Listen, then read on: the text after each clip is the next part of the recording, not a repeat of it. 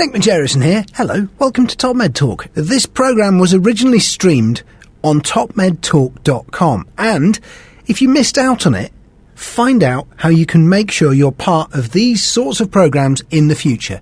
It won't cost you any money, and it'll only cost you a couple of minutes of your time. Details of that coming up next. Before that, though, here is this very special programme. Presented by Monty Python and Desiree Chappell, it tries to wrap up some of the unanswered questions of EBPOM 2018. Have a listen. Top Med Talk. So, welcome to EBPOM 2018. I'm Monty Python, Editor-in-Chief of Top Med Talk, and I'm joined by co-host and the American anchor for Top Med Talk, Desiree Chappell from Kentucky in the USA. Desiree, welcome back. Thank you, Monty, so much. It's good to be back in the studio. So many thanks for joining us again. Now, the Top Med Talk team was busy at EBPOM London last week, the annual congress. We live streamed from there. You recorded your roundtable discussions with co-hosts Vicky Morton from Charlotte in the USA and Geoff Lacey in London. Yeah. So overall, what did you make of EBPOM London? EBPOM was fantastic. It was great to be there, able to celebrate EBPOM, right? 20 years? Has it been 20 years? Right, yeah. 20 years. And we are also celebrating the NHS 70 years, which was very cool to be there and hear Sir Bruce Keogh, which we'll talk about in just a little bit. And then just to hear the NHS perspective and compare that to the U.S. perspective, for me, I love hearing that and seeing the difference and taking away some of those interesting concepts and quality improvement projects that you guys are doing. I think it's really inspiring, actually, to what's going on here. So EBPOM was great, as well as I had some exposure to English culture while I was here, Monty. So we did expose you to a few things, didn't we? So at the weekend, you saw round the island race, the largest yacht race in the world. I did. And you learned to play a few of our sports. Yeah. Tell us about that. Well, I think that I may have a future career in cricket. What do you think? Did you see my form? I thought I was really good. I think the bowlers are very friendly. So that's English. For those of you listening overseas, that's sort of English baseball. Yeah. It takes 5 days to play it properly.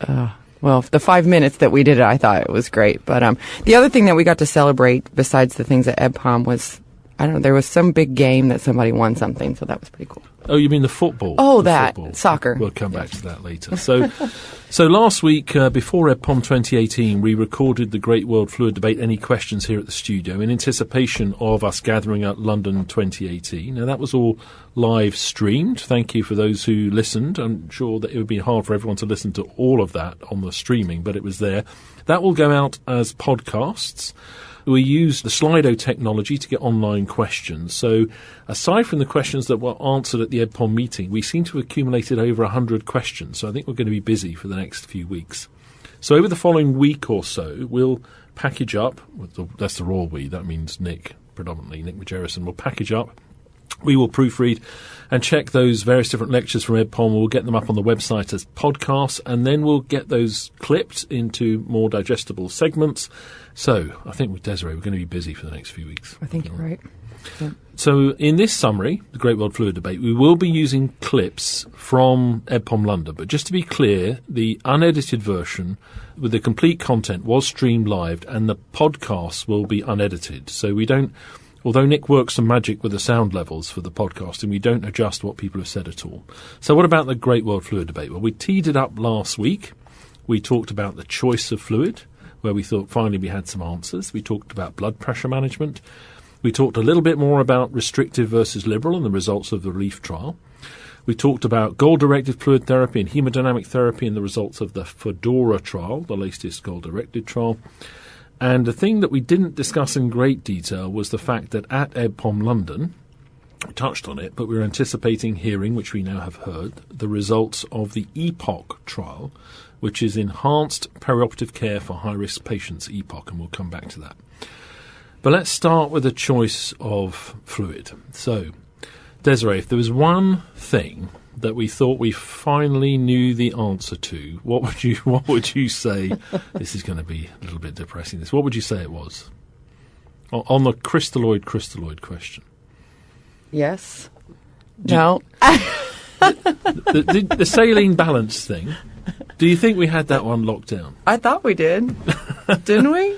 So you know, we reported last week massive trials. How can you not? And the answer to that's simple, isn't it? It's finished, isn't it, that whole subject area? But no. Dun, So we put out a poll on our Slido website. Now, to be fair, everyone in the audience didn't respond. We got 128 responses, though. Good, yeah. And the conclusion is that majority of people do think that the debate is over, that we finally know. But it's only... Is there bad news? It's only 59%. So 13% are a maybe, and 27% think it's a no. So 20 we shouldn't be laughing. No, we shouldn't. It's legitimate. I mean, I think people still, it's okay to still have questions. And your comment beforehand when we talked about it last week is you didn't think that which turned out to be true, well done you, is that the translation from those trials that were done in the emergency department, the ITU, hasn't necessarily convinced everybody, and there are still people think that a litre or two in the OR, I still don't know why they would do it, but a litre or two in the OR is okay. So there's a little bit of life left in that debate. We'll park that one for the second and go back to the colloid crystalloid debate. Oh, yes. Now we literally had some late-breaking, excuse the pun, news on that from Professor Andrea Kurtz from the Cleveland Clinic. So what happened it was to the problem. The break was the problem. Poor Andrea. She didn't get to join us. I think she had a humerus fracture, didn't she? She did. She fell off, had a riding accident. Oh. And at the very... Andrea, if you're listening, I hope you're getting better. Thanks for the photographs. The audience are very sympathetic. We missed you. We missed you. We were looking forward to the presentations of one of the largest ever prospective randomized controlled trials, more than one centre, of goal-directed fluid therapy with colloid versus crystalloid. And we didn't get to hear that, but we are hoping that they'll be presented at the ASA in San Francisco, so we'll be listening out for that, and I'm sure it'll be published around the time in one of our finest journals, maybe one of our finest Anaesthesia journals or elsewhere. So I did my best to step in to present the issues, to tee up the debate, and then I asked you to find something for us to play from last week, and I think you found this clip, which was at the back end, from Tim Miller, who was the chair from Duke in the USA, Mark Edwards from Southampton, the UK, and the EBPOM 2018 visiting lecturer, Paul Myles from Melbourne in Australia. I always find this the hardest question when you give any kind of talk about fluids. If someone asks about crystalloid versus colloids, and you have to say there's some physiological basis for colloids, as Monty says.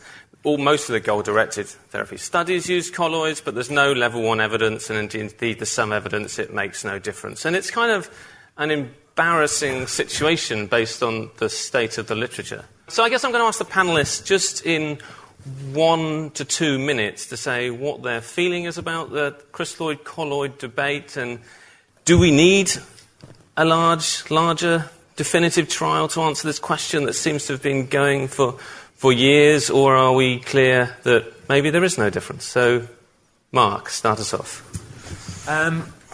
Bottom line, I think, yes, we do need to answer this.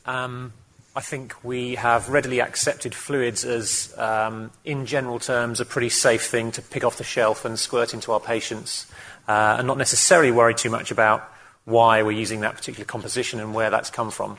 And I think most of the fluids we've got available to us have come into widespread clinical use based really on historical dogma and not been treated as a new drug would be. Which, again, people don't necessarily find to be worrying, but I think we do need to look at fluids, colloids and crystalloids, as drugs. I don't think we would accept the widespread uptake in the way that we now use them if it was a new composition coming to market now. And I do think we need to be as rigorous as that. If there is potential safety signals or there's potential benefit signals, we need to know that. And I think, that's around cost, that's around clinical efficacy. And I think we've just got to reflect on the sheer volume of this stuff that we give out, even if we're in a lower fluid volume amount strategy or whatever else. I mean, we're giving out this stuff to millions and millions of patients every year. I think we do need those answers. So Paul, we've done large trials in goal-directed therapy. We've done the balance versus normal saline. We haven't really done the crystalloid versus colloid. Why not, and do you think we need to do it? Firstly, I think we should. It's the first thing. And the reason why we should is, I think, partly the cost, which is, I think, highlighted by Monty, in terms of why would you use a relatively or even very expensive colloid as opposed to a very cheap balanced salt solution. And it may not matter much to you, but it would certainly matter to your hospital once you add up the number of major cases you do in a year. And it really matters at a national level in terms of effectively waste on healthcare provision that could be used far better. For instance, setting up a pre-admission clinic or a post-operative care service, which must be much better value for the health system. So I think that's both an ethical and scientific component to it. The other reason is, and this is, I guess, for me at least, and perhaps many of you, is that, I have this really strong belief that a patient who is shocked or losing blood quickly or is in a very unstable situation, that a colloid will give you far faster restoration of the circulation and correct a hemodynamic, effectively catastrophe before your eyes, far quicker and more efficiently than crystalloid. So that is my go-to fluid in those scenarios. Somebody being rushed into theatre with a hemorrhagic shock type of situation, or a surgeon putting a trocar in the wrong spot and so on. I truly think that's the right thing to do, to restore the physiology as quickly as possible, and then from there deal with it in whatever way you might choose to do so. So those two competing arguments, or risks and benefits, or pros and cons, are the sort of thing that give you the equipoise and the push to, this is a clinically important question, we should do the trial. And then I completely agree with the point Mark was just making, that well, if we're going to do that sort of trial and we believe it is important, let's do it properly. Let's do it once, do it big, do it as generalisable as possible, and then move on to the next big question in perioperative medicine. Well, that was pretty clear cut. So it seems as though the colloid crystalloid debate is still live now. I mean, I work in critical care, and we think to a pretty large extent with the big trials that have been done in critical care, we've dealt with that. But then there's a different signal came through perhaps from the emergency room trials that were done, and we still really haven't done anything major or significant. We're looking forward to Andrea Kurtz's results, but no mega trial yet perioperatively, and that's what some people may be still missing on the fact that we've only had pretty small trials, particularly with goal-directed approch perioperatively. Did I hear you ask if we could do a big trial like the Salt ED trial? Yeah, you know that last week we talked about the balanced versus crystalloid, the idea that within an institution you get waiver of consent because you have equipoise, and many places would have equipoise on this, and then you do this altering month by month. In this case, it would be colloid crystalloid. The previous one was balanced versus saline. Mm-hmm. And you accumulate the patients over time until you've effectively done a large randomised controlled trial. It seems to me as though that the marker's been laid down now, and that's one of the things we're going to pick up with Andy tomorrow, to say that would seem to be an affordable, effective, quick way of finally answering this question, because the price differences are at the extreme are big. Yeah. What is the price? I mean, what is the price difference? Do you know? In the UK, according to our table in our NICE guidelines from a few years ago, the difference between the cheapest crystalloid and the most expensive colloid, which is human albumin solution, volume for volume, is a 100-fold difference in price. Wow! So it's let's call it £2 compared to £200. Those aren't the exact numbers, but that's the magnitude of difference that we're talking about. So that attracts some attention. Now, in between that, there are the semi-synthetic colloids that are considerably more affordable.